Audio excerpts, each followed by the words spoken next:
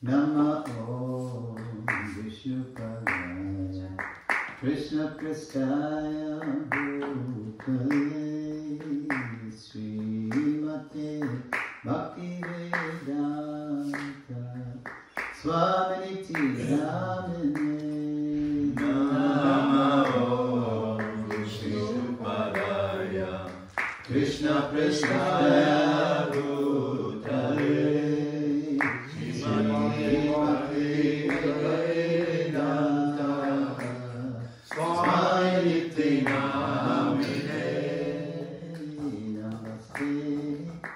Saraswati Devi Gauravani Pracharane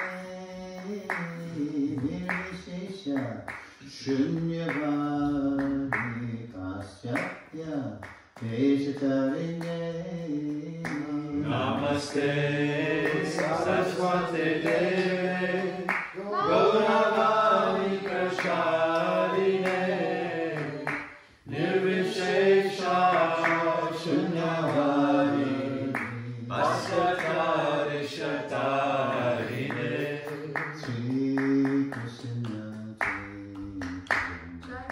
Prabhu Nityananda Sri Advaita Gadadhara Srivasadi Gaura Bhakta Vrinda Jai Shri Krishna Chaitanya Prabhu Nityananda Shri Advaita Gadadhara Srivasadi Gaura Bhakta Vrinda Hare Krishna Hare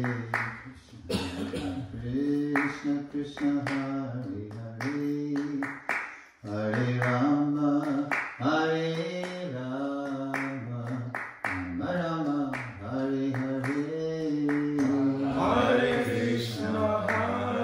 Krishna Krishna Krishna Hare Hare Hare Rama Hare Rama Rama Rama Hare Hare Hare Krishna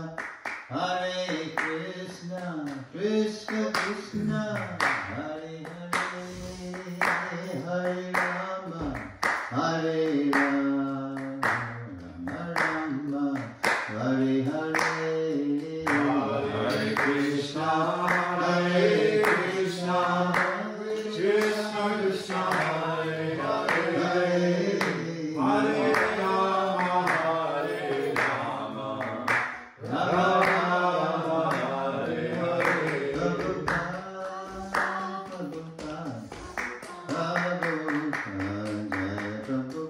Jaya Jaya Prabhupada Prabhupada Jaya Prabhupada Jaya Jaya Prabhupada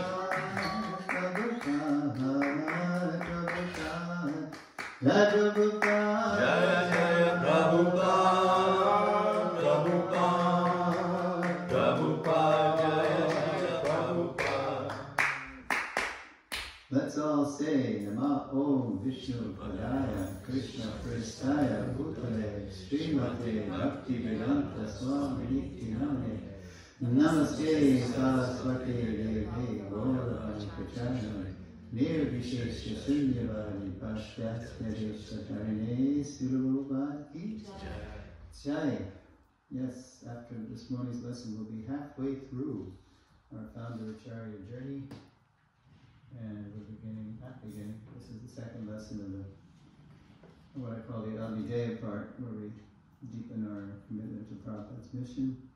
It's called his ISKCON branch, and there again is that famous picture, which the devotees brought a copy of the New York Times, and this might have been East Village Other actually.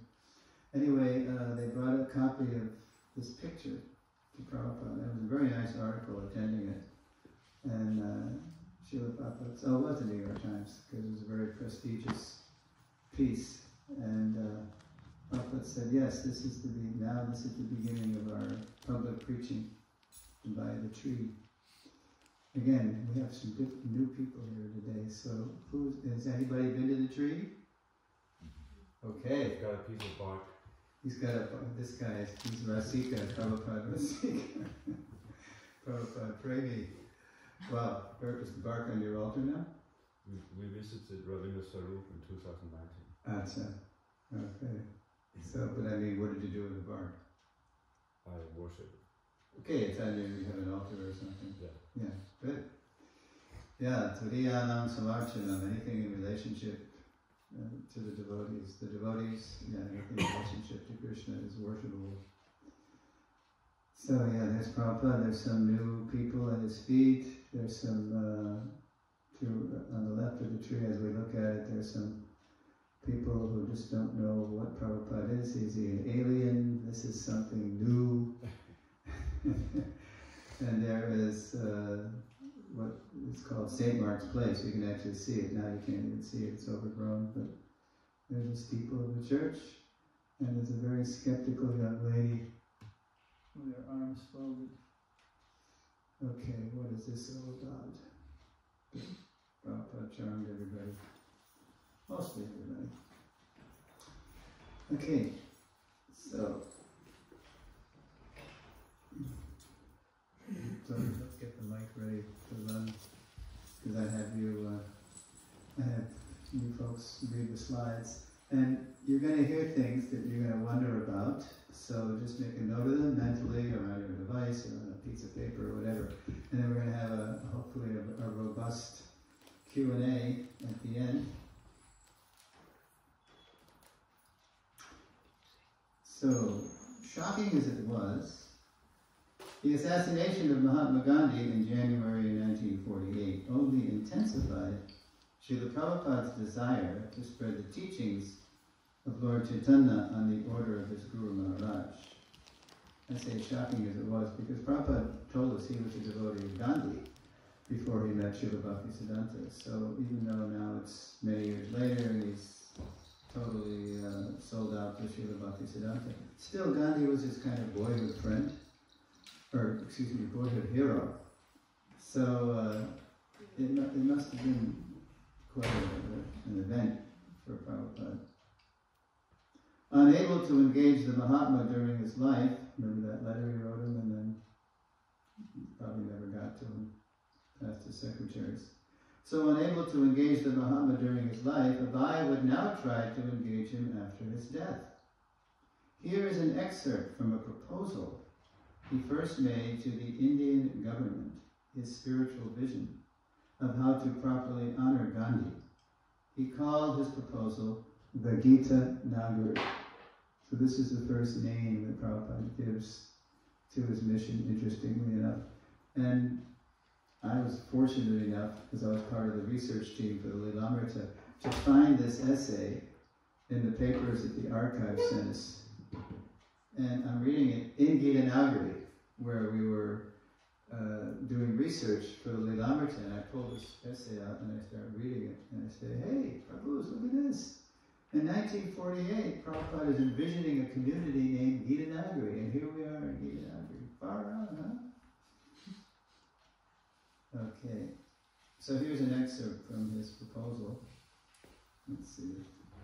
Oh yeah, here it is. Okay, so, want to start? You got it, okay. The Gita Nagari will properly utilise the huge resources of Mahatma Gandhi Memorial Fund. Gandhi's memory can be well preserved by his exemplary activities and not by simply constructions of huge buildings or dead stone statues. Dead stone statues. Right. It's probably put it later. Crows past school. Go ahead.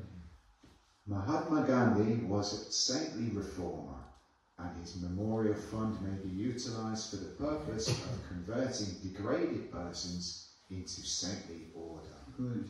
Okay. So, yeah, there was a whole debate. How do we honor Gandhi, whom the whole world revered? So Prabhupada said, I know how to do it. Look, everybody knows that Gandhi's book of inspiration was Bhagavad Gita. Well, let's make a living, ongoing tribute, memorial to Gandhi by making a whole community based on the Gita's teachings. Prabhupada urged the fund's director to, quote, keep in motion Gandhi's spiritual movements, plural. Namely, his prayerful, he called the movements, we're going to call it, as the lesson goes on, phases or aspects. He also called them waves. Namely, his prayerful recitation of sacred sounds. When Gandhi would have his prayer meetings, he would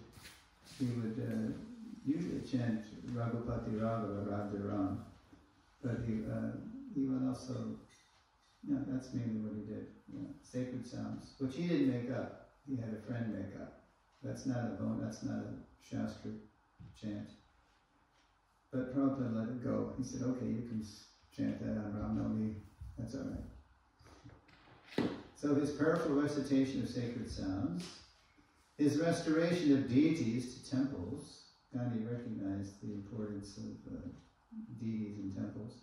His recognition of everyone as a Harijan, a person of God, and his ideal of a spiritually harmonious society. He was always trying to reconcile this Hindu-Muslim conflict, which the British actually engineered.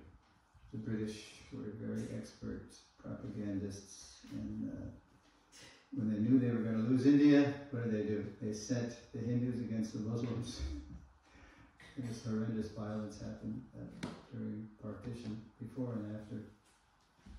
during, and after. And then Prabhupada continues in his proposal. The above fourfold Gandhi movements, if done in an organized, scientific way, supported by all the authentic scriptures of all religions, will bring in that tranquility of peace and a respite from all harshness and bitterness of the present world, which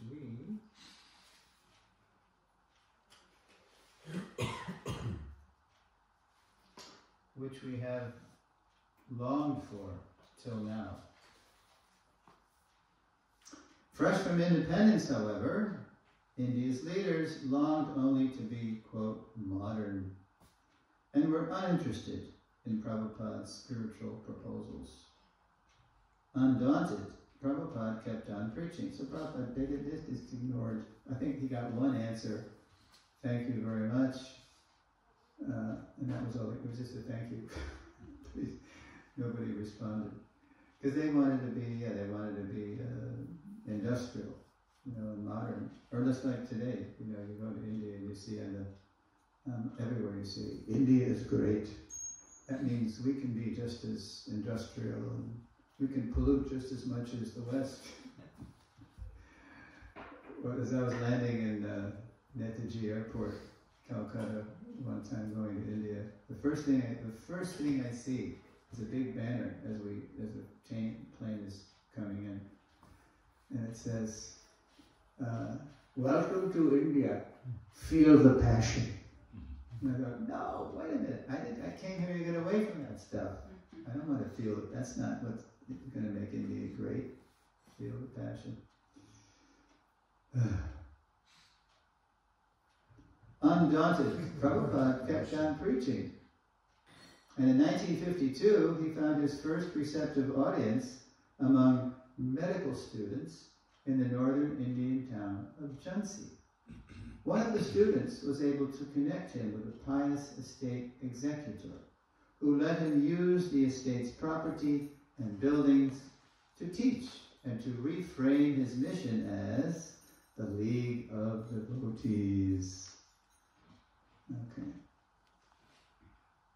Encouraged by the student's interest in his classes, on May 16, 1953, Prabhupada held a grand opening for the League, announcing its spiritual purposes in a prospectus he handed out to the guests in attendance.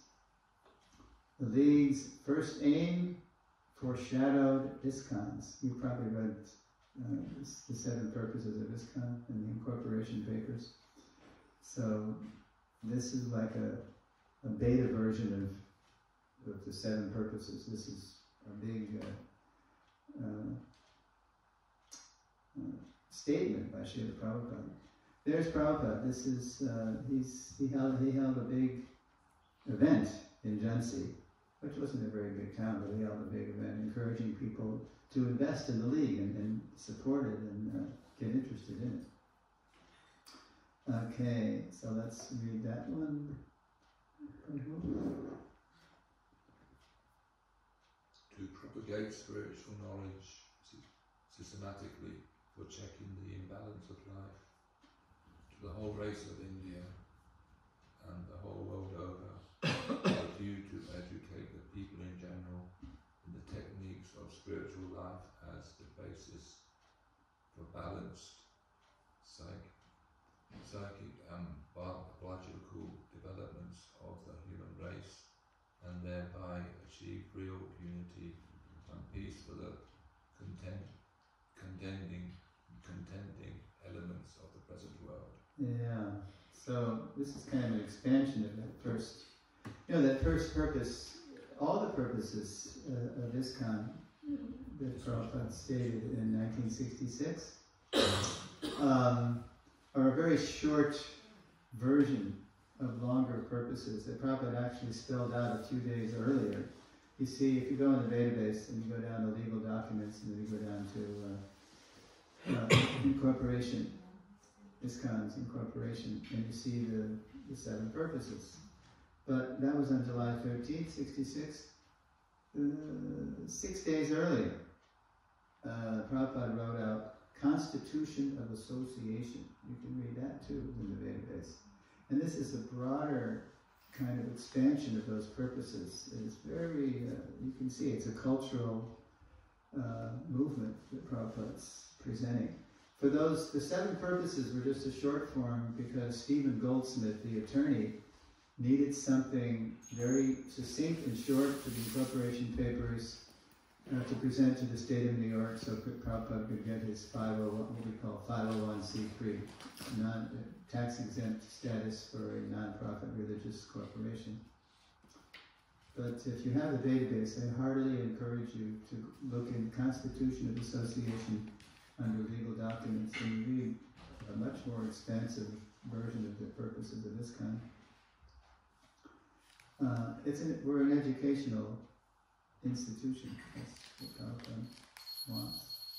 Around the same time, Prabhupada ran an ad in Jhansi's newspaper. So let's watch this. This is he took an ad out in the local paper, and yeah. So there's okay. You got it. I read the whole thing. Yeah. Well, this is for the people who are watching, who are going to see the recording. So, yeah.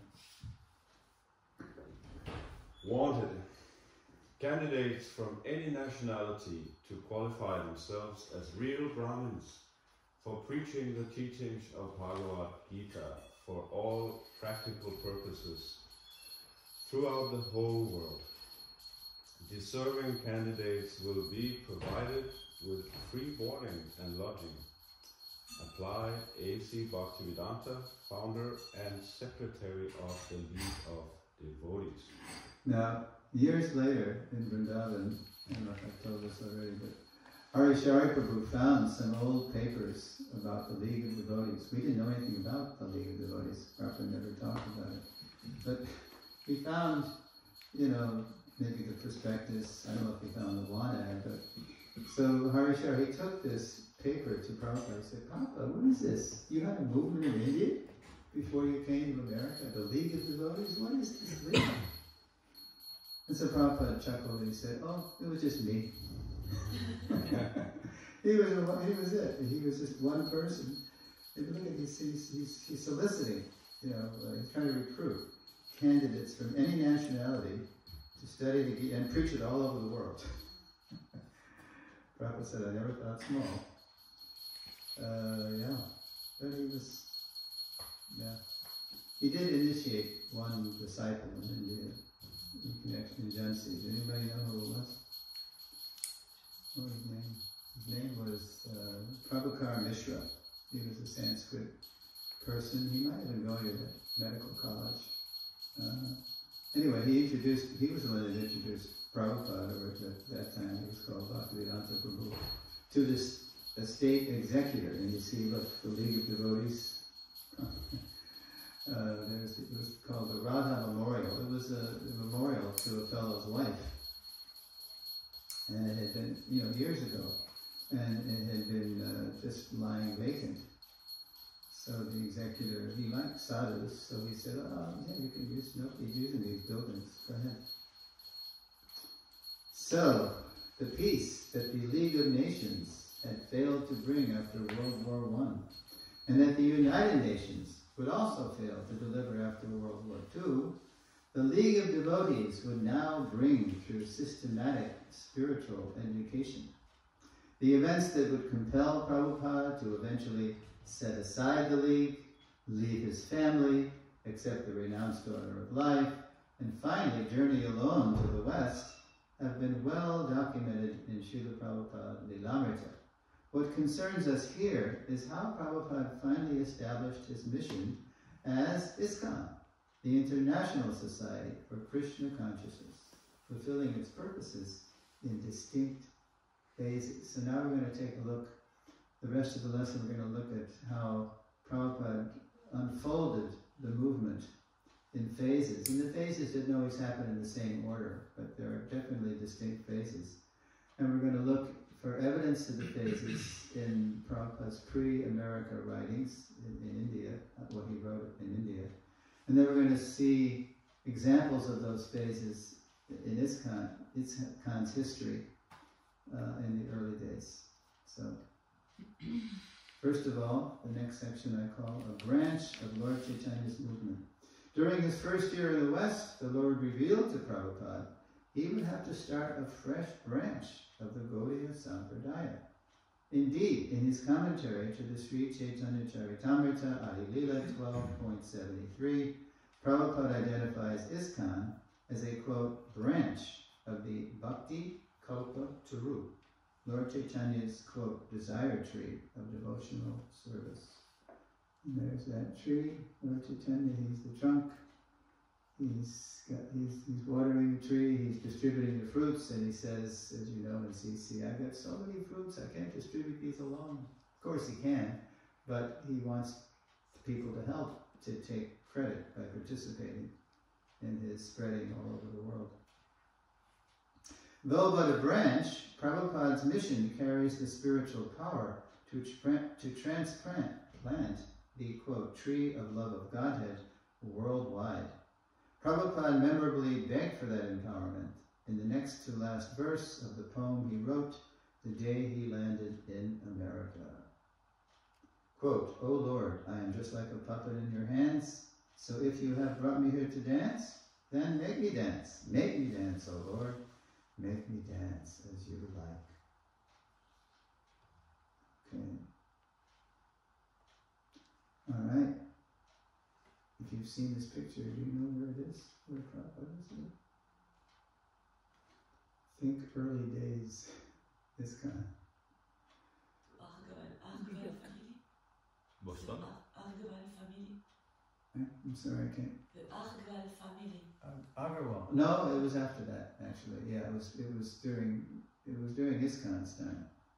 Yeah, there's other neat pictures. You've seen the pictures of the Lavata Prabhupada holding Bridges' hand, the 2-year-old, 1-year-old Prabhupada, he's just standing. Yeah, Prabhupada's eyes are bugging out of his head. And yeah, the picture of the Butler YMCA. Is that from the Bowery? No, it's because that's still pre-ISKCON. This is actually, ISKCON was incorporated by this time. So after the Bowery was what? Where did Prabhupada live? 22nd. 26 2nd Avenue.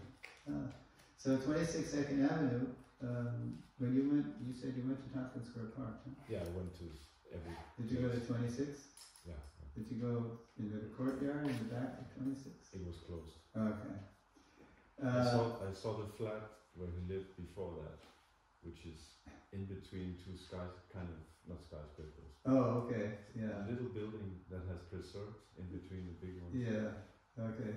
Well, if you ever go back to 26 and it's open, you walk behind behind the storefront, and there's a courtyard before the apartments where Prabhupada lived. He lived in 2C up in the apartments, So Prabhupada is standing here in the courtyard. He's posing, obviously, and there's a bird house and a bird bath, and Prabhupada's in simple dress there. So, let's see. On July 13th, 1966, the same educational purpose Prabhupada had announced 13 years earlier for the League of Devotees, he now formalized as his first purpose in ISKCON's incorporation papers. Where's the, give the mic? Take turn.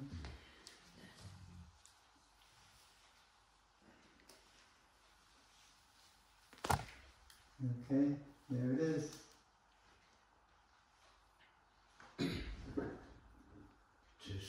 To systematically propagate spiritual knowledge to society at large, and to educate all peoples in the techniques of spiritual life in order to check the imbalance of values in life and to achieve real unity and peace in the world.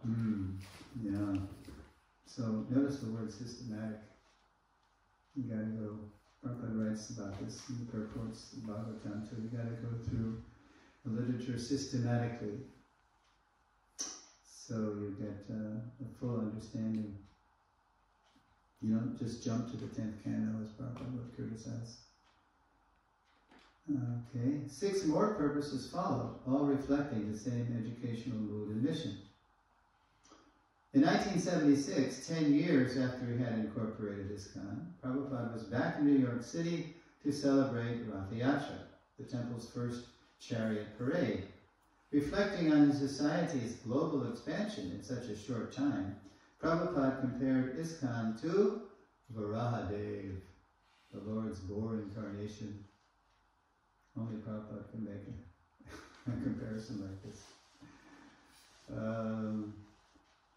The Lord's boar incarnation. As Lord Varaha had appeared from the nostril of Lord Brahma and then quickly assumed a cosmic form, so ISKCON had appeared in a tiny storefront, a little hole in the wall on New York City's Lower East Side, and quickly covered the earth.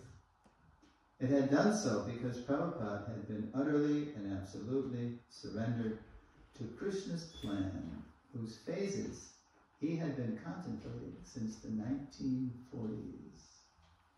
In those Gitanagari community visions. Okay, so we're going to look at the phases of Prabhupada's mission that he unfolded. The titles of the phases are mine. I call the first phase Holy Names and Holy Books. And here's the evidence for that phase.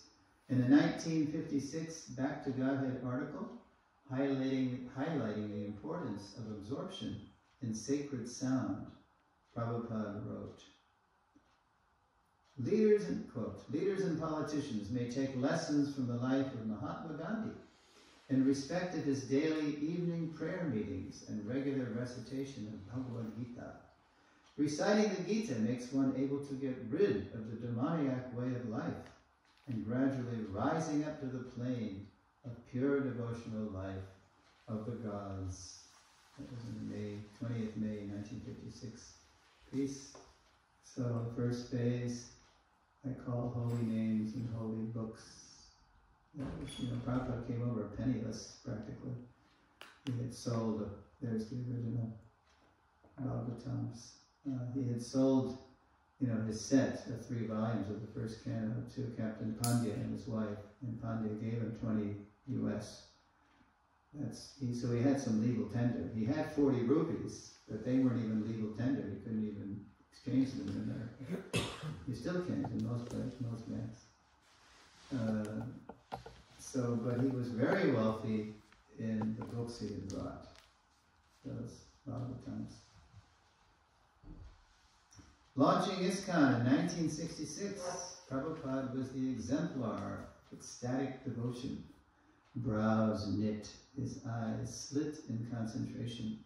Swamiji, that's what they call him, led his first followers in chanting Hare Krishna for hours together, inside the storefront that first summer, then outside in nearby parks that fall.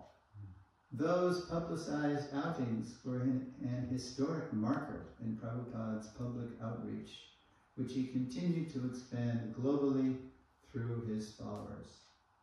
Back at the storefront, he would hold Bhagavad Gita classes every Monday, Wednesday, and Friday evening. Since Prabhupada had not finished translating his Bhagavad Gita as it is, remember I told you that he was working on it in that windowless room that Dr. Mishra had let him use, and that one day he came back and his typewriter was stolen, his manuscript was stolen. But Prabhupada, undaunted, he just started all over. So when he started this kind, there was no Gita. They were using Dr. Radhakrishnan, Dr. Sarvapalli Radhakrishnan, the first, not prime minister, but president of India. And Prabhupada told the devotees, the translations, they're 90% accurate. Of course, his commentary is 100% rubbish. So Prabhupada would let the devotees use that Radhakrishnan Gita to just say the verse, and then Prabhupada, he would give a class on what it meant in Parampara. Every Monday, Wednesday, and Friday evening, you might see old pictures of this little marquee in the window of the Gita classes every Monday, Wednesday, Friday. Since Prabhupada, had not finished translating his Bhagavad Gita as it is, he used the version of a famous impersonalist whose commentary Prabhupada exposed as misleading speculation. Not till late 1968 would his As It Is edition appear, especially for his followers. Till that time, Prabhupada himself was the main focus, the holy names and the holy books issuing from one holy man. He was it. He was the whole thing. Guru Sadhu Shastra, grandfather, he was it. And that's what attracted people to Krishna.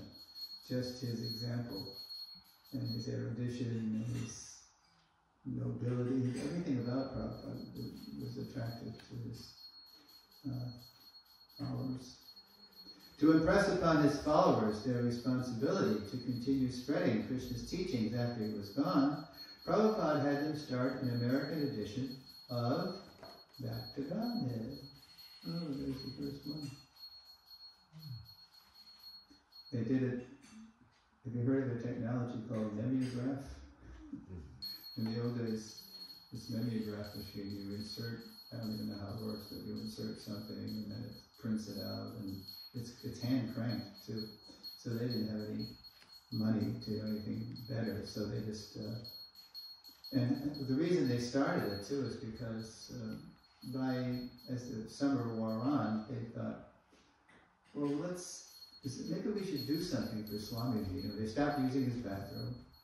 They started cleaning up after them, and then Prabhupada said, and then Swamiji taught a couple of them how to cook. They were actually doing something. And then Gargamuni approached Swamiji and said, is there something more we can do? And Prabhupada said, yeah, there is.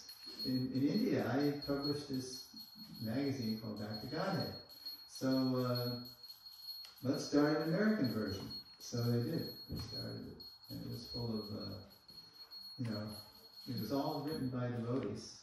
But of course they were brand new, so they didn't know much.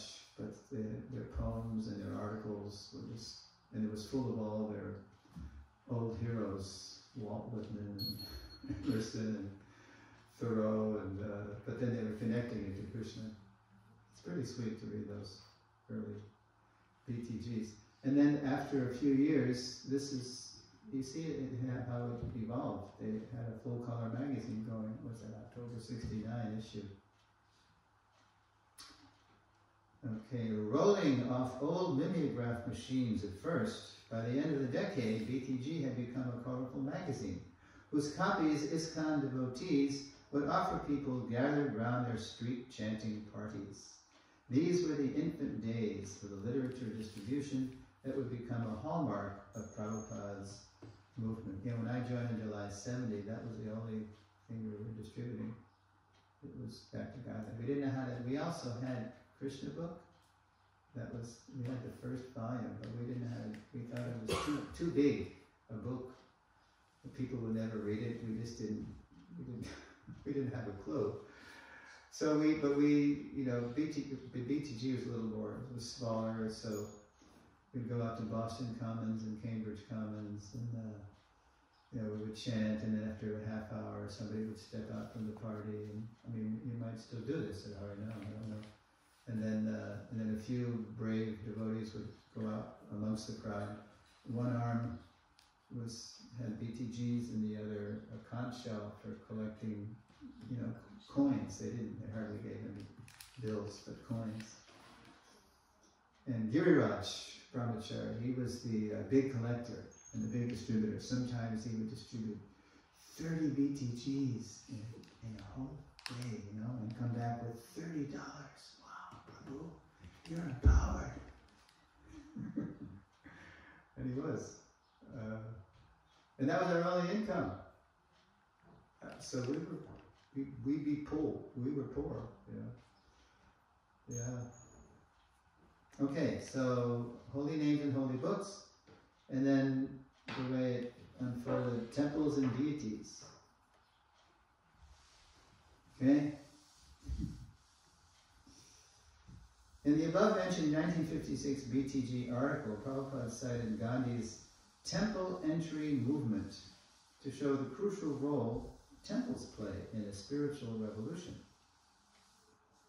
Though Gandhi was known as a politician among saints, Prabhupada praised him for trying to restore the deity forms of Krishna to temples desecrated by Hindu-Muslim violence. Unfortunately, Prabhupada wrote, the temples have become, quote, rendezvous of demoniac dance. So many plague spots for preaching atheism. Hence his proposal to regenerate the temples as centers of spiritual education.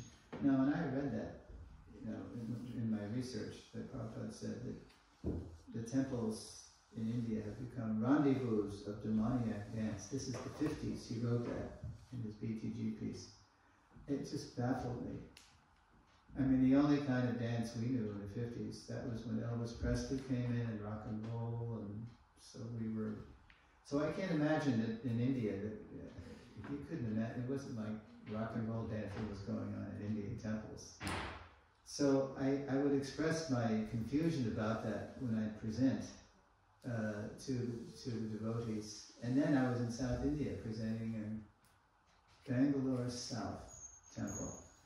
And so a congregational member raised his hand and said, Prabhu, I know what that means. It means that the temples were infested by sahajas. Sahajas would come in the temples and start doing their grotesque, you know, pseudo-gopi dances. They thought they were gopi, you know, old men dressed in saris and so Prabhupada calls rendezvous of demoniac dance. Run of demoniac dance. Dance. Demoniac. Demoniac. Yeah. Demoniac. It's demoniac Oh, yeah. to do that stuff, you know, to pretend you're gopis and bizarre, grotesque, demoniac. During ISKCON's launch a decade later, as Prabhupada's raw recruits became practiced to chant Hare Krishna and hear Bhagavad Gita, worshipable images often appeared first as devotional paintings in low-rent storefronts, then as imported sacred statues who came to bless former churches.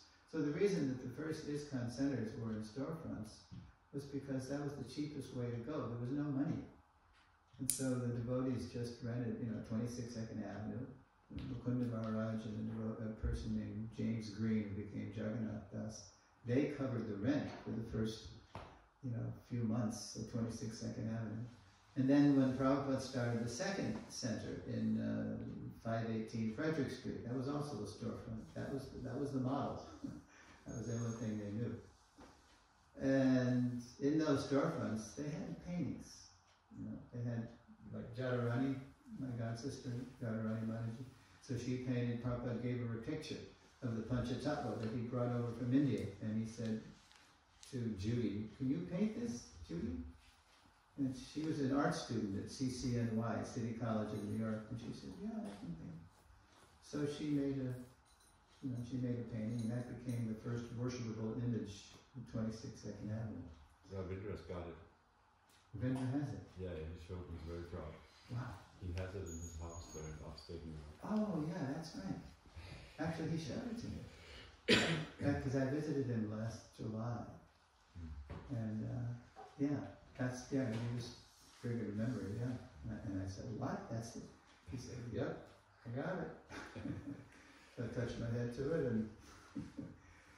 Okay, now, even though that was true, that it was usually paintings at first in storefronts,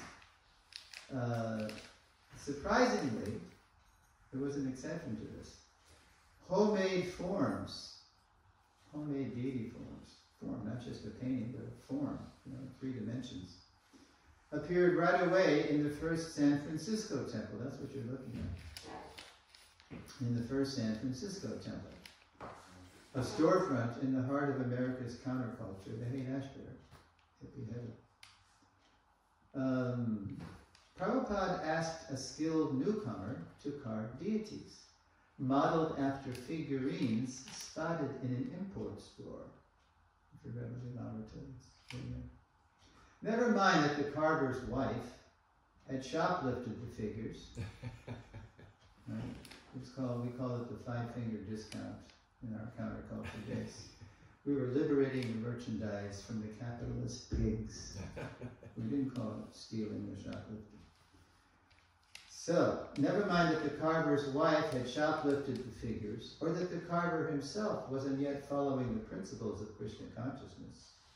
Inclusive Prabhupada was inviting everyone to appreciate the deity in his unusual form as Jagannath, the Lord of the universe. So, Malati is the best at telling the story. Because Malati, she used to live here years ago. You ever heard Malati tell the story? Yeah, so she was Melanie. Or no, I guess she had, remember they married it? Anyway, Sam and Melanie, they were a couple. So they were, I don't think they were, they weren't initially yet. So they had just had the rock concert, the dance, the benefit for the Haight-Ashbury Temple, and so she was going around town looking for something. Looking for some to decorate the temple, and then she saw in an import, and then she saw 3 bins of these figurines, and so she just took one at first. She didn't into the bin, walked out, and she brings it to Prabhupada, to Swamiji, and she said, "Swamiji, what is this? It looks like it's from India." And then she's shocked when she sees Prabhupada make pranams to this little, the Lord Jagannath has come. Were there more of these? Oh yes, there were 2 more bins. So can you bring some? I don't think she told them that she had shoplifted. So she goes back. She comes back, and then she said, Swamiji says to Melanie, he says, "So do you know anybody who can carve figures?" Shamsundar was such a many talented person. He still is. So, Sam, he's an expert woodworker, carver. So, call him. So she brings Sam in, and so you can carve. So he probably shows him the figurines. Yeah, I can make that. So he had no idea what they were. So, can you make maybe 3 feet? Look at the picture there in the background. 3 feet high? They're still there in New Jagannath in San Francisco. I'm in Berkeley now. Yeah, I can do that. So probably, Swamiji said, "Okay, so you start carving." So Prabhupada got some wood. I forgot where he got the wood. He used to get wood down at the docks. For free, usually, leftover wood. Same redwood actually that he made the deities. He made the temple in Berry Place, that redwood temple that's no longer there. So anyway, he started carving. He was still smoking.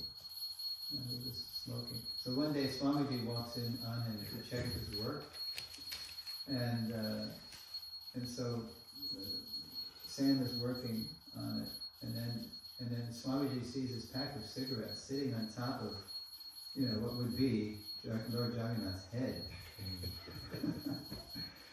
So Swamiji took his cane and he just knocked him flying into the corner. He didn't say a word. He knew how to handle these people. He knew they didn't have a clue. So instead of scolding them or saying something, it was like a verbal cue. I mean, it was just like an action cue, So Sam saw it, took the hint, and he thought, as he told later on the memory, he said, so I said, maybe at least while I'm carving these, it's some kind of sacred thing here. Maybe I shouldn't be smoking when I'm carving figures. So, then he carried on, and they were the first Jagannath deities, and and they were on the first Rath Yatra. They had 2 off a Hertz rented truck. Okay, and where else but in psychedelic San Francisco would people so easily accept Swamiji's invitation and bow down before Lord Jagannath's large festive eyes? Prabhupada was thus able to slip deities past the modern iconoclasts and introduce them to Westerners. So, in the Abrahamic religions, Judaism, Christianity, Islam, you can't have this is considered idol worship. Right? But in psychedelic San Francisco, where anything went, the hippies, after being up all night, with LSD or whatever, they'd come and at Allen Ginsberg's recommendation, they would stabilize on re-entry from their trip by going to Swami Bhaktivedanta's space station.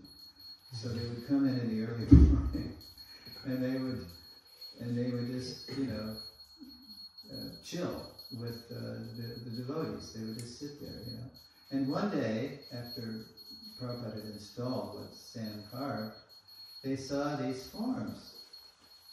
And it was something new, in the storefront. So they said, hey man, who's that?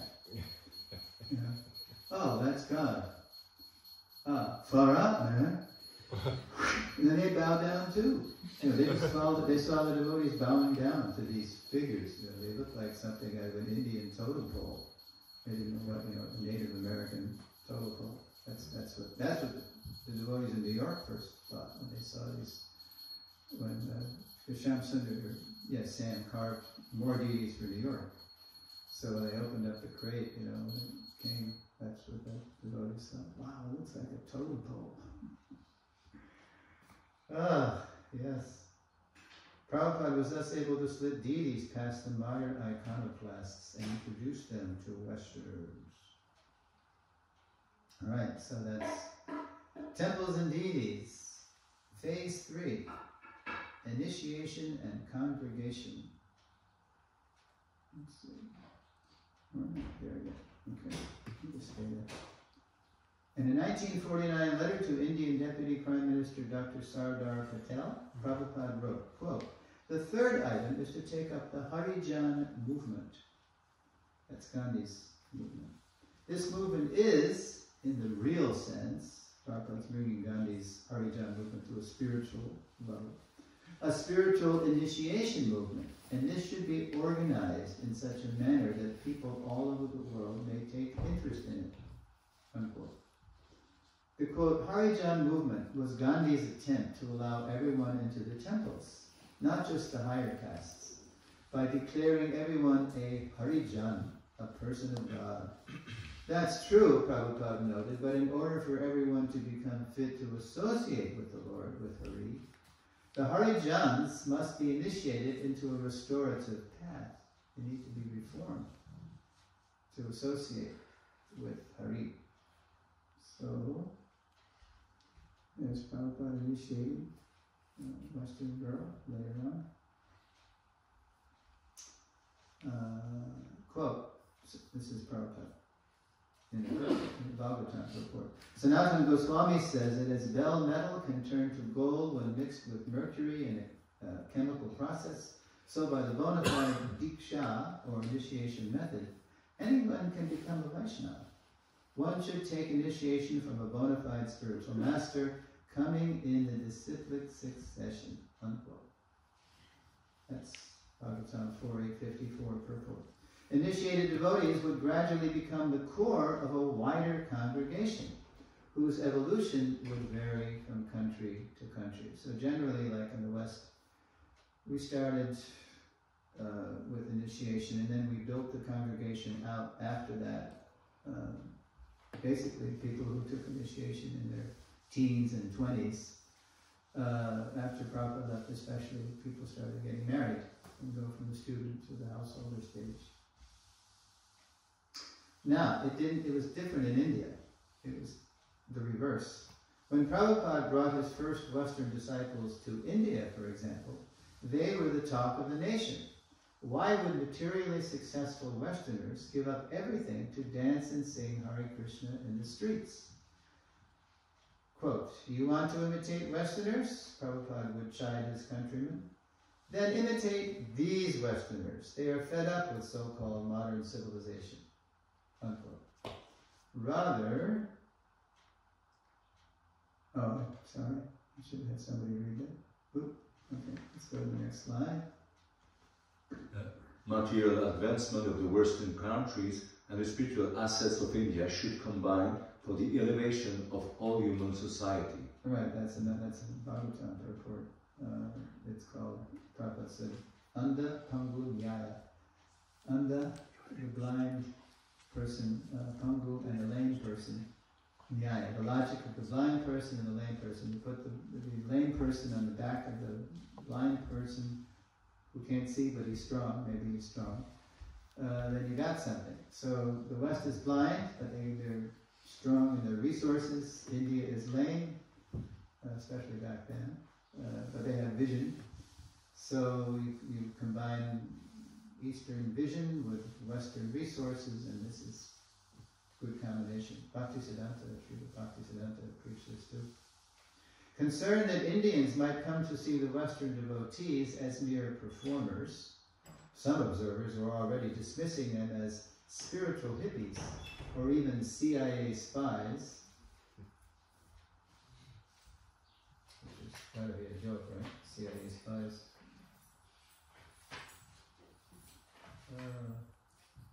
Prabhupada temporarily suspended their street chanting, so he actually stopped the Yuga Dharma. Okay, they don't understand what we're doing here, so we're going to stop that and engage them in a new program, life membership. For supporting ISKCON well-established members, which meant approaching big people in business and government. Because Prabhupada knew how to do that. He was well respected in India. And so he could, he gave those first Indian Bhagavatams. You see the picture of him giving it to Shastri at the government house in New Delhi. So he could move amongst higher circles. For supporting ISKCON, well-established members would receive whatever publications and accommodations the society could offer them. Such respectable people would become ISKCON's first congregational members, as well as invaluable allies in the struggle to establish Prabhupada's movement in India. And that's exactly what happened. In Delhi, in Bombay, in Calcutta, those people that Prabhupada inspired to help the movement, they became our big allies, especially in Bombay, where there was such a struggle with Mr. Nair. Yeah. So from beginning to end of that whole story, it was because of the allies Prabhupada had made amongst influential Indians that they prevailed. And that we have Hare Krishna land in Bombay. In the West, where people in general often regard Krishna consciousness as, quote, foreign, the congregation has taken more time to develop. Initially living and trained inside temples, Prabhupada's first Western followers have since spread out into the community, working and raising families to become congregational members themselves. The Indian diaspora, the dispersion of Indians all over the world, and the rise of yoga culture worldwide have also helped turn ISKCON into a congregational movement. To move the Hare Krishna movement from the margin to the mainstream, Prabhupada identified a fourth phase his followers still need to embrace and develop. The great second half of the mission still largely undone. Okay, here we go. Okay.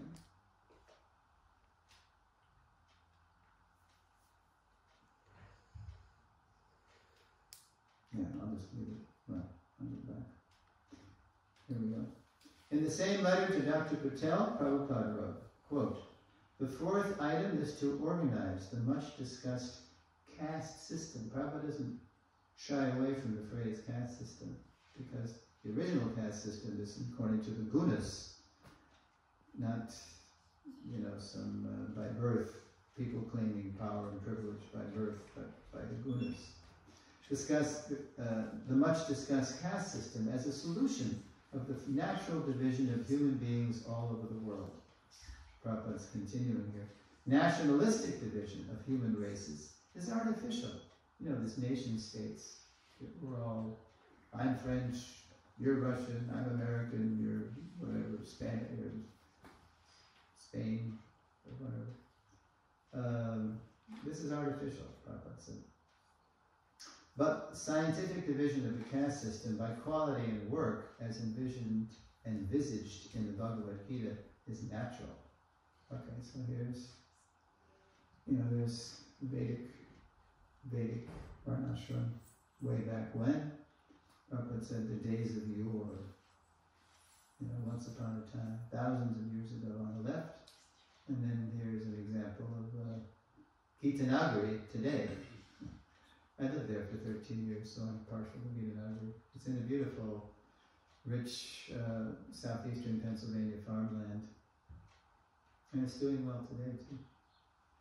And there's a brown Swiss cow. Yeah, they have a herd of brown Swiss. To show the world a better way to live, based on the Gita's teachings, is the final phase of Prabhupada's mission. As the body's different parts are equally appreciated for their contribution to the whole body's welfare, so the social body's different classes should be equally valued for their role in serving the Supreme Lord. High or low, head to toe, deep down we're all God's servants. Okay, so here's the last thing from the Gitanagari essay that Prabhupada wrote in 1948. That quote here. Quote, "When the Gitanagari will attempt to harmonize such sweet relation between man and God, man and the world and God, at such an auspicious time only the United Nations' effort to establish peace in the world will be successful, or the dream of a caste-less society of spiritual equality all over the world will be realized in practice." So, material equality doesn't exist. As much as we try to make everybody the same materially, it's not true, because we're all under the spell of different modes of nature, and but deep down, inside, that's where you get the equality.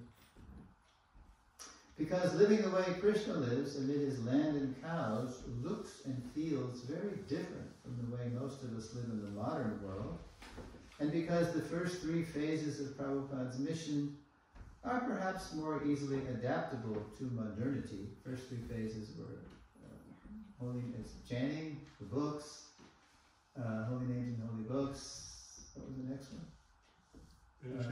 Temples and deities, and then initiation, congregation. You can do this in the city, but plain living and high thinking, rural community living, it's not as easy to do. You need to get out into the countryside and revive those lost arts of how to live simply. In 1803, Henry Wadsworth Longfellow, he wrote a poem that began, this is 1803, plain living and high thinking are no more. He was lamenting how the Industrial Revolution was driving people off the land and into these cities, congested cities where there was more disease and crime and mental illness and I'll read it again, the sentence. Because living the way Krishna lives amid his land and cows looks and feels very different from the way most of us live in the modern world, although you have something more like that here a little bit. And because the first three phases of Prabhupada's mission are perhaps more easily adaptable to modernity, we have been slow to approach phase 4 of Prabhupada movement, whose Sanskrit name is Varnashram. Yet it is the timeless and natural spiritual life we in our modern world have been seeking and desperately need to recover. And that's why you see in the slide it says Gitanagari Eco Farm and Sanctuary. The eco door to Krishna consciousness is the best door. Now that we see what we've done to the planet and how everybody's so afraid of. It's true. The climate is changing. The seas are warming. The storms are more ferocious. How it's affecting everything. So we should be the leader in this stuff. We should be the eco-leaders. You'll see in the next lesson, which I call Varnashram Challenge, which will begin at 5 p.m. today. How we're behind the curve. We're behind. We've got to play catch up. Okay, so that's the end of the narrative, and I'm going to put on the screen. Okay, Prabhu, why don't you read these learning outcomes for lesson 6? Go ahead. Lesson 5 is ISKCON branch learning outcomes. By now, we should be able to recall how the assassination of Mahatma Gandhi inspired the first name Srila Prabhupada gave to his spiritual mission. Recall how Prabhupada tried to expand his mission in Jhansi. Explain how ISKCON, though but a branch of Lord Chaitanya's desire tree of devotional service, has the spiritual potency to transplant that tree worldwide. Based on ISKCON's 7 purposes, identify our society's main purpose. Identify the 4 phases of ISKCON's spiritual evolution. Explain why we have been slow to embrace the Varnashram phase of ISKCON's development. Okay, before we get into, so I always tell you, to try to frame your questions and comments around these, inside these learning outcomes. But here's a warning for this one. Don't ask a question or make a comment yet about Varnashram, because we just came up to the threshold of Varnashram. So that's next lesson. That's next lesson. Then we're really going to get into that. Is that tomorrow? That's tonight at 5. Yeah. I won't be here. And I'm really into this stuff. Okay. I have my own farm. Good. So you're doing it. Talk about it now. What is it? Maybe we can talk about it anyway. I won't be here. Okay, well, are you going to be around here today? No, I gotta work. Oh, you gotta go to work. Good.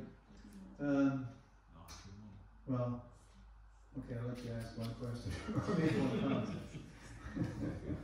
But we are recording this, so you can, later on you'll be able to see what happens. Maybe some senior devotees first.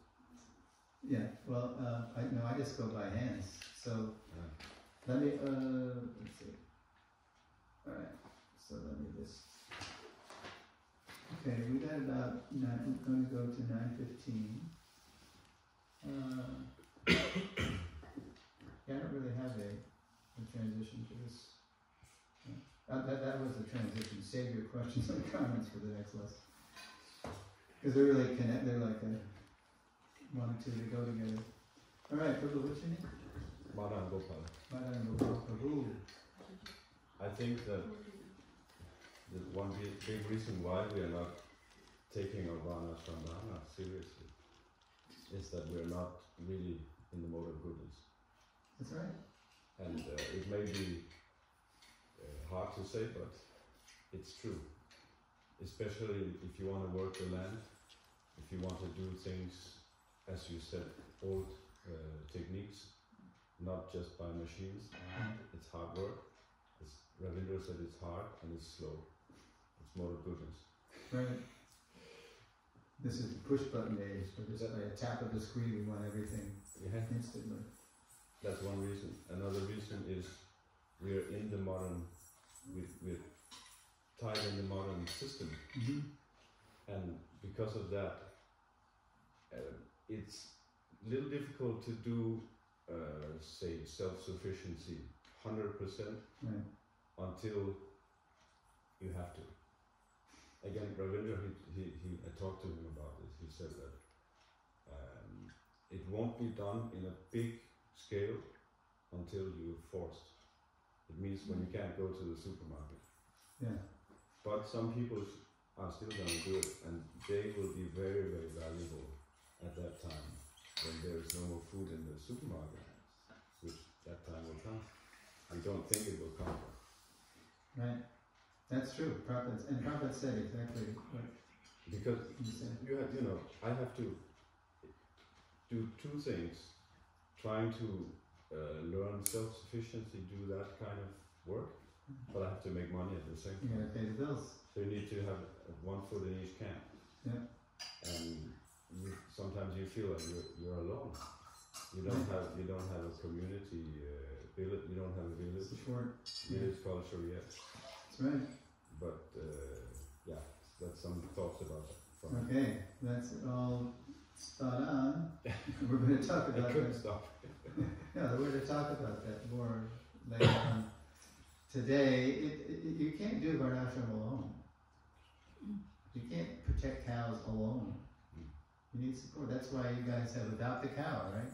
We did the same thing at Gitanagari. Now we don't need to do that because we have Indian benefactors. Oh, that's another story. Anyway, yeah, it's true. Prabhupada didn't just say plain living and high thinking. He said you got to preach. You got to reach out too into the society. So even if you do have your community, he wants you to get in the fast lane. In this Gitanagari essay, he starts describing it completely, through and through what he has in mind. So he's talking about having your own school and growing your own food, but then he starts talking about radio vans. Radio vans means that I don't know what it was. If he meant,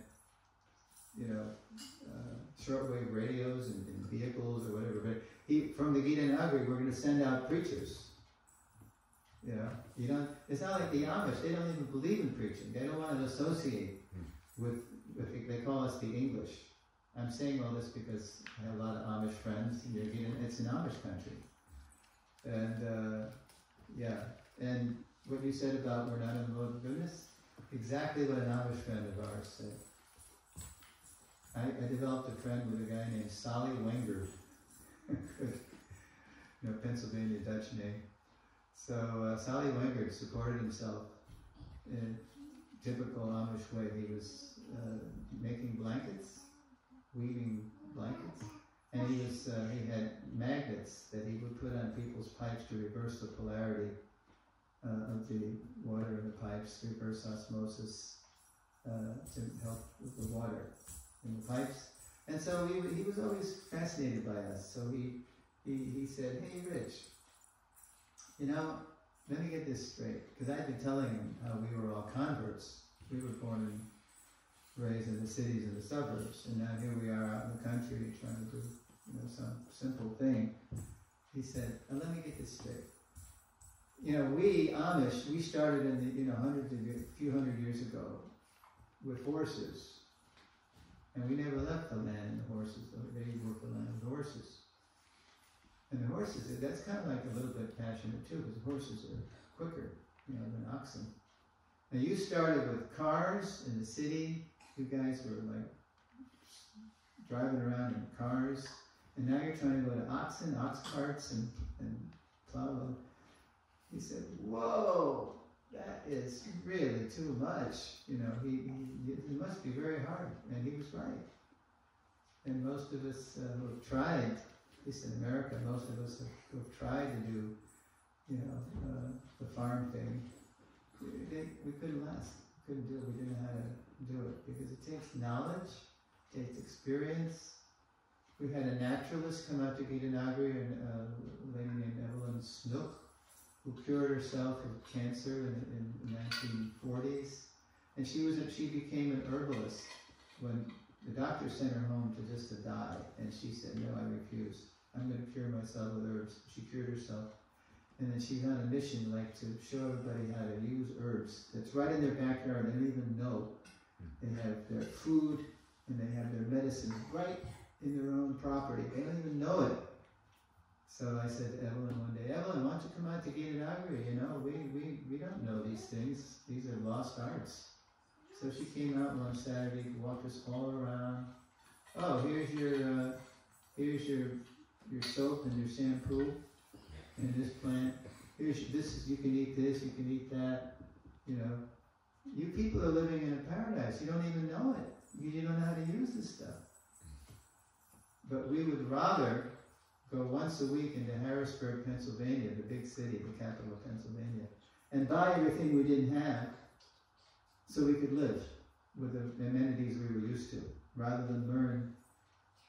The real simple living is growing your own and making your own, right? Yeah. So it's because we're in the mode of passion and ignorance.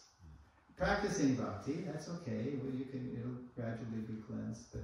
But Prabhu was right that unless some devotees are doing it, as things get more and more crazy in the society, it's getting more and more crazy, then we need places to go, and we need devotees who know how to do these things, to invite us to come and finally help them grow. So you got a little something going on here. Can I say a little thing? Yeah. I have to go, I'm sorry. Yes. Can you speak it? It's very interesting, so I wanna, I'm sorry. Another reason I think that we're having difficulty is just what you said about Amish. I was thinking about Amish too.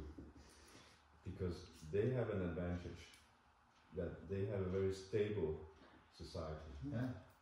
They don't preach. That's an advantage. It's a disadvantage also, but it's an advantage. And I think we can learn, and we need to be more stable. Because we have a flow of very conditioned souls coming all the time. And that's a heavy burden. And to be able to do things in the mode of goodness, you're depending on these people who come, who are quite conditioned. Instead of I think one of the solutions is to have a family-based structure. Sure. That's the building block of our religion. That's how it's always been. No, not at all. You know that you're going to take over. You know the person, the son, he knows what he's going to do. Right. And in that way there's a continuum. Yes. We don't have this continuum. Yes. We're just picking random people to do random things. That's right. It's very difficult. Yeah. Prabhupada said that. I find the story of someone who finds a wire and a cord, and then he puts it together and he makes an instrument, like a tambura. And that's how I started ISKCON. He took anybody. But more and more, we need to, learn what Prabhupada wants. And, so, okay, now we have Gauranga who wants to make a comment, but thank you for coming. Yeah, it's a comment. So one of the goals of ISKCON is achieve real unity and peace in the world. Mm-hmm. So, before we do in the world, which is a big place, so we have Starts to with ISKCON, right? start doing Real unity and peace in ISKCON. real unity and peace in ISKCON. That's the point. Yeah. And real unity, we're not here yet. Definitely, at least some places we're not here yet. Unity, peace, and in ourselves. Because there's some very good seminars and posts and in ISKCON discussing this thing. But I feel, that's very important. Honest, open, regular, non-violent communication, and learning the techniques. This very good technique, and implementing it in our community. Because if there's no real communication, we'll go nowhere. That's for sure. We're just going to turn in circle, and then there's going to be conflict, and we don't hear each other, we don't understand each other, and so where are we going to go? Where are we going to go? Peace and harmony. Are people going to be attracted to this kind of community? It's all part of this lack of mode of goodness. First, Shamo Damas, Shama. Yeah. Austerity, peacefulness, self-control. Yeah, this is all part of Sattva-gun. That's why Prabhupada told us, not you, not your children, not your children's children, but your children's children's children will be able to worship the deity properly. So we should be discussing these things in our community, don't you think so? Well, sure. Every one of these lessons could be expanded into a whole, seminar in itself. We have Gandharvika next. I saw her in, even though I see you're bravely walking. But now, to be a little kind to ourselves, it's not that we're doing everything wrong. We're doing, after 50 years, ISKCON is how old now? 58 years? We're not doing bad, all things considered. We shouldn't beat ourselves up too much, or else we can't do anything. But we still need to do a lot more. And on that note, we have Gandharvika. I just wanted to go on the same point, but I feel maybe the 3 first phases is easier to engage our passion towards them. Yeah. Like, it's easy to be in passion and dance and sing and distribute a lot of books and preach to people, or even like do so much service to maintain temples. We can easily engage passion. But to actually, imbibe the whole scriptures and do the Varnashram Dharma, that means becoming in the mode of goodness, as you said, and that's much more difficult. And it's also, I was reflecting that the difference between being an Acarya, we have so many people who are skilled to be preachers, and we all are very eager to preach, but actually to preach by example, shown by example, that's the Varnashram Dharma. It's not just stating that our philosophy is so amazing, but actually living it. This is the most difficult, which makes sense why it's more difficult to reach this last phase in ISKCON, because it means all of us becoming acharyas. It's very tough. Yeah, we have to live it, not just speak it. Okay, then Chitrata. Mataji.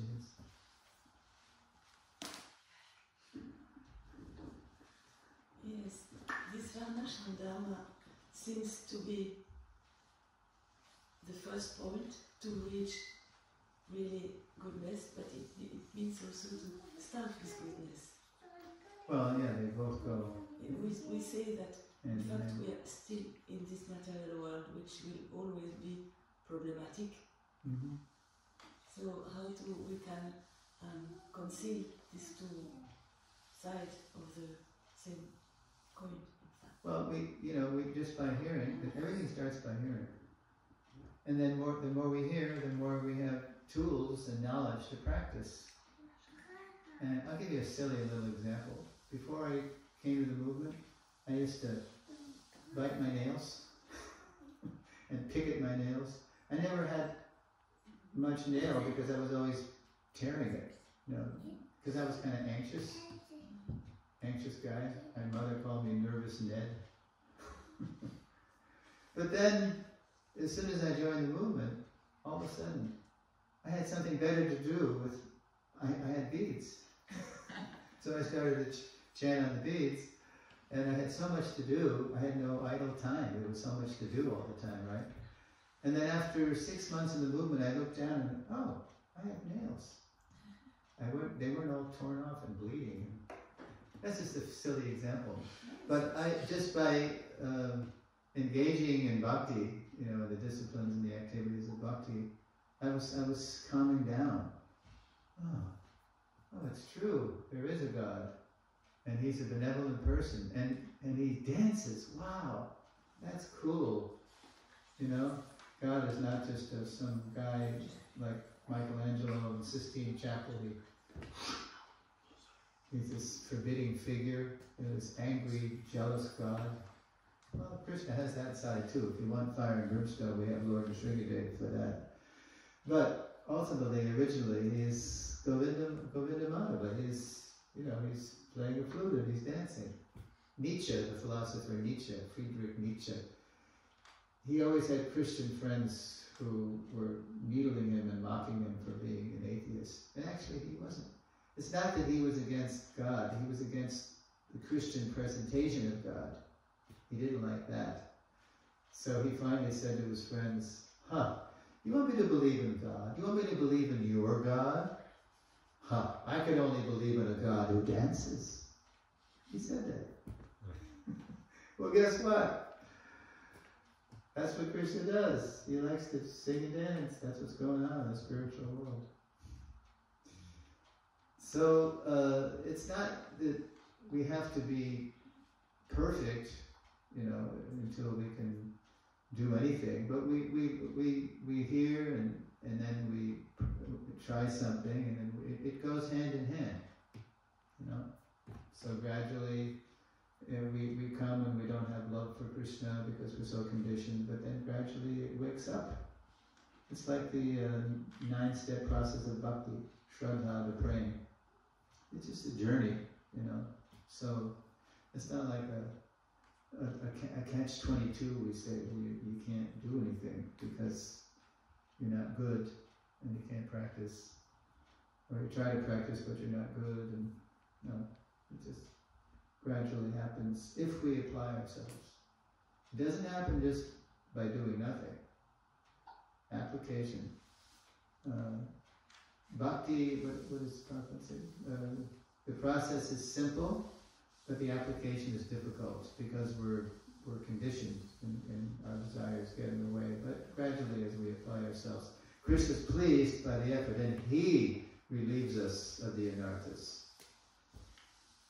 To those who are constantly devoted and worship me with love, I give the understanding by which they can come to me. Yeah. So,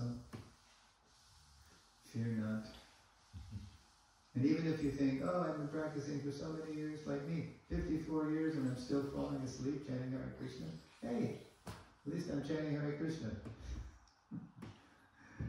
And I'm going to die trying to hear the Maha Mantra, even if I have no love, you know. We have a love, we have a little love, or else how could we chant? So, I have full faith in the mercy of Prabhupada and Krishna, that I can leave this world peaceful and not full of regrets. Oh, why did I leave Krishna consciousness? No, I can't leave. There's nothing else to do. The more you do it, the more you see what else is there to do. So, okay, we have Pariksha Prabhu. Joining what Gandharvika and Gaurangi said, we have Srila Prabhupada for us told us the best thing we can do by example. We have to preach by example. Okay, so we have to be exemplary. And one of the simple things we can say, I see often devotees who didn't greet themselves. Yeah, what? Didn't greet themselves. They came and they don't say hello. They could say Hare Krishna. Yeah, but this is one simple point. But this is an example. You mean to be friendly? Yes, of course. Yes. Because the easiest way, Hare Krishna, Hare Krishna. But it's with a very not well deep feeling. It's like a Christian saying, Yeah. Jesus loves you, brother. Yeah. But the tone of his voice is, Scary. you're going to hell. Turn or burn. Jesus loves you, brother. Yeah, we should. One quality of a devotee is to be friendly.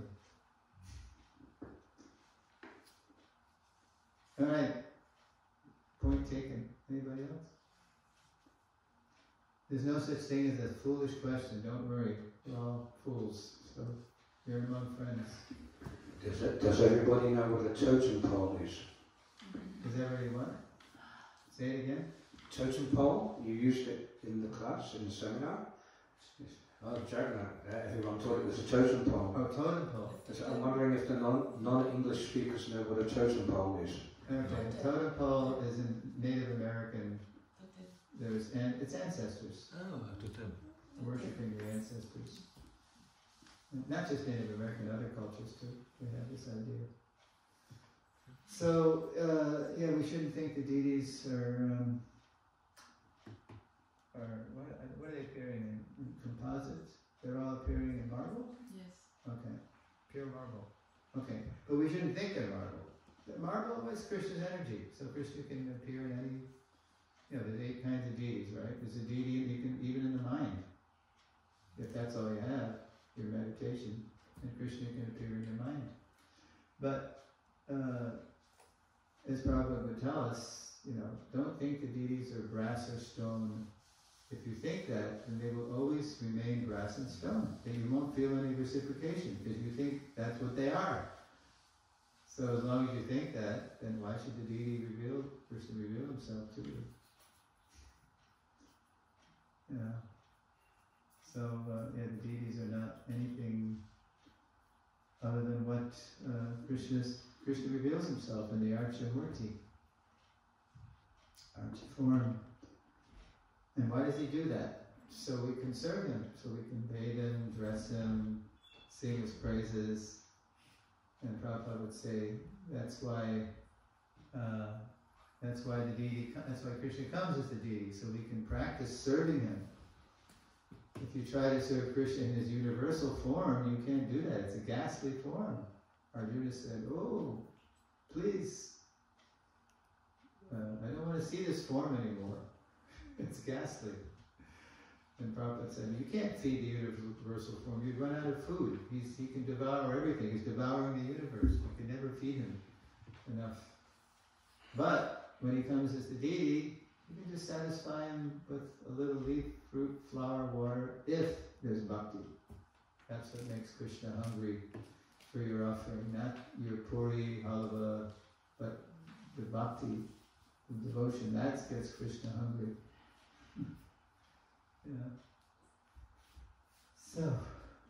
So we're going to start with, I call it his Varnashram challenge at 5 o'clock. And this is where we really get into Varnashram. So if you can come. Any minutes? We have 5 more minutes till 4:15. No? Okay. Alright. Jai. Srila Prabhupada ki jai. Just taking care of the... Suresvara ki jai. Oh, Bhaktivinoda ki jai.